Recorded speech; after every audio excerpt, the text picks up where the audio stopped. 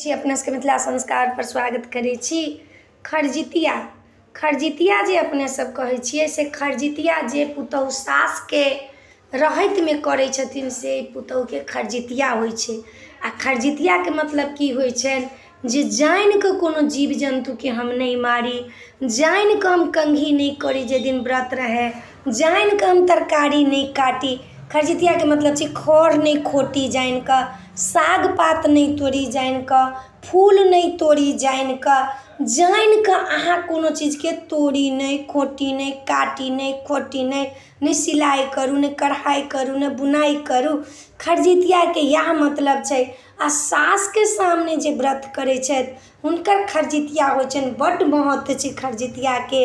कतहु बाल बच्चा जाइ छै आ बचिकऽ जे चलि अबै छै तऽ कहै छै लोक माय खरजितिया केने छलऽ हा, जे बचिकऽ चलि आयल हा, हमर माय खरजितिया केने छलऽ।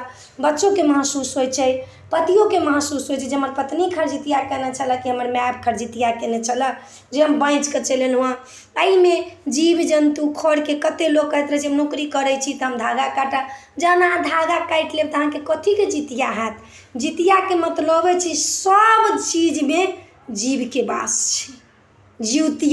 ज्योतिवाहन सबमे जीवित वासमे जीवित जतेक छथिन चीज सबमे ज्योतिवाहनके वास छै। अहाँ हरियर साग पात तोड़ब ओहिमे जितवाहनके वास छै, अहाँ धागा तोड़ब ताहिमे जितवाहनके वास छै, अहाँ खर खोटब ताहिमे जितवाहनके वास छै, अहाँ केश कंघी करब ताहिमे जितवाहनके वास छै। एहिमे अष्टमीके दिन सब चीजमे जितवाहनके वास छै।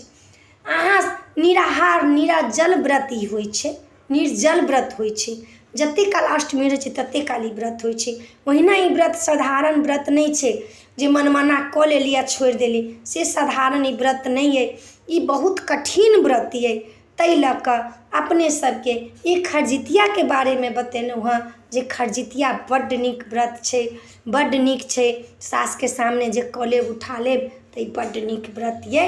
अपने सबके वीडियो देलहुँ हँ, नीक लागत चैनल सब्सक्राइब करब, लाइक करब, कहऽके नहि बिसरब। बिसरि जाइ छियै से नहि बिसरब, हमरा जरूर कहू आ हमरा प्रोत्साहन दिअ। जहन प्रोत्साहन हम नहि देब तऽ हम कोना आगाँ बढ़बै, कहियौ अहाँसब हमरा कोना आगाँ बढ़ेबै। नीक लागत तऽ चैनल सब्सक्राइब लाइक जरूर करब। जय मिथिला, जय माता जी, जय जितवाहन।